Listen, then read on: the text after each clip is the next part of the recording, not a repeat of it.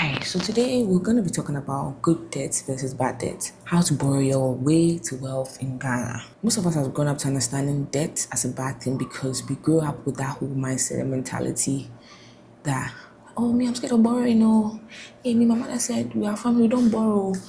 Or, hey, I'm scared of owing anybody. And I mean, it's very fair to have that ideology and mindset because it's not something that we acquired on our own. It was passed on to us by our predecessors. So now, what do you want to acquire on your own? Let's look at good debt and bad debt and try to understand it from a very clear, clean perspective and see how you can leverage one for wealth. So let's dive into this. So let's say someone takes a loan of 50,000 Ghana cedis, buys a car and Uber. Someone else takes a loan of 50,000 cedis and buys a land at Kaswa. Same amount, same word, debt.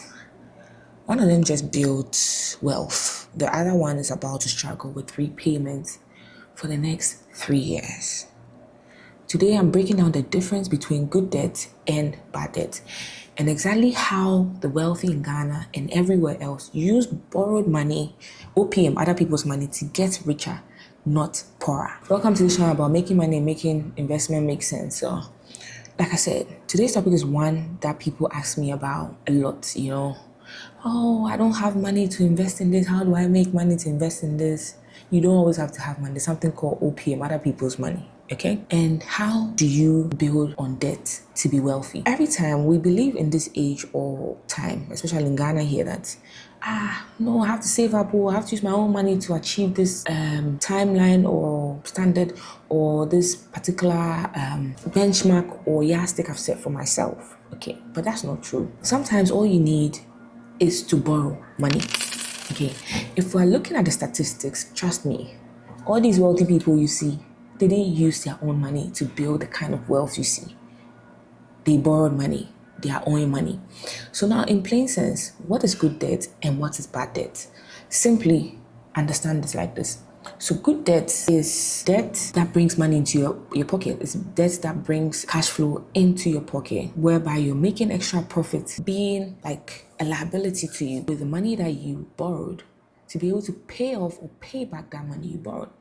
Bad debt is whereby you take money and that money is used in a way whereby you lose that money completely or that money ends up, okay, for example, like I said, you took 50,000 C's, you bought an Uber. Trust me, in this day and age in Ghana here, you might think an Uber is an asset, but it could also be a liability. But buying a land in Kaswa, which is pretty, in a couple of years, the value triples. You sell at ease. That's making money with borrowed money. But that Uber, if you know the things and mental instability that Uber is going to take you through to be able to recoup that money you borrowed, it's going to even make you lose interest in paying the money back.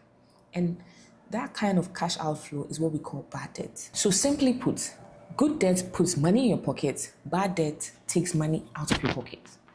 Keep this in mind as we continue this video. Usually what people usually see as good debt is an example I just gave, land. But when it comes to very variable assets, different asset classes, people are quite very skeptical or scared to invest in them because they don't have that assurance or guarantee that it's going to put money in their pockets. But look at me, all of these wealthy people we see who are so rich today, they didn't play it safe. It sounds crazy when you say this, yes, but it's true. They didn't play safe.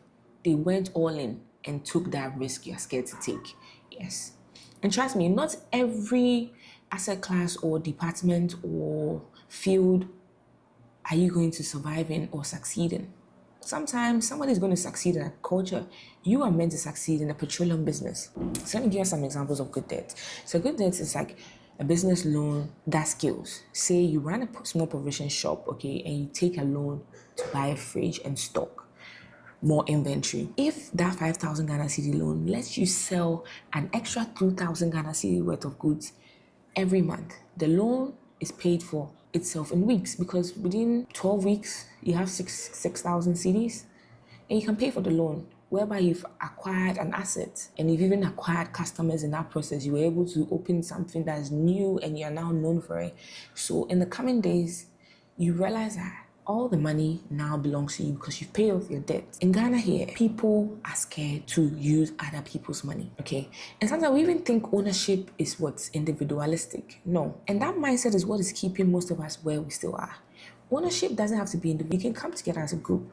You don't have to own everything on your own. That's how come you feel like you can never make money on your own. Because if you're able to set up a group and put together funds and invest, you're able to make money as a group. A friend of mine, his name is Osman. Yes, I mentioned his name. He told me that in 2020, he was in the university, he was in UPS. He came together with his friends, okay? That time, Bitcoin was around $10,000. He came together with his friends, five friends, four other friends, so making 5 people. And they bought one Bitcoin that was worth $10,000 then. In the next year, whereby the market spiked, the bull run, Bitcoin hit $60,000. They sold Bitcoin and they all made a profit of over 800% because they invested $2,000 and took home $12,000. That's literally 1,000%. So you see, sometimes you don't have to do it alone. Well, sometimes you can do it alone because ideally he could have still bought $2,000 worth of Bitcoin and he would have still made that money. And I feel like that's the kind of freedom that blockchain technology or tokenized assets give us because we can buy fractions of it. Because ideally in this day and age, let's say you wanted to buy a car. You can't buy a fraction of a car unless you look for a friend who can top up and you guys will buy the car and do that car business.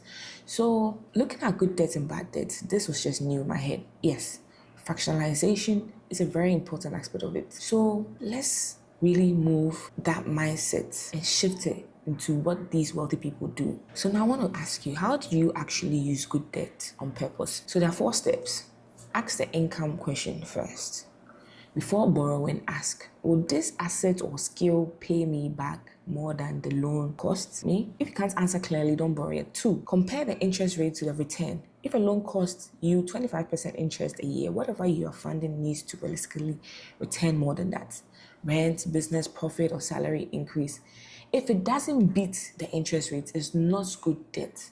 No matter how nice the reason sounds. It's not. Number 3, start small and let the debt prove itself. You don't need to start with the 200,000 or 2 million Ghana cedi debt or mortgage. Start with a small business loan to buy a car or motor to work or a small asset. Let it pay itself back. Once it does, then you scale. Step 4, never let debt repayments exceed a safe share of your income. I think this happens with a lot of public servants whereby there's a cap because they know that you as a human being, you also need to fend for your family and yourself. So there's a cap at, I think, 50%. 49%, 50%, 60%. You can't borrow beyond that. Thank you guys for your attention in this video, and I really hope this video shifted your mind towards looking to other people's money and leveraging good debt to build wealth.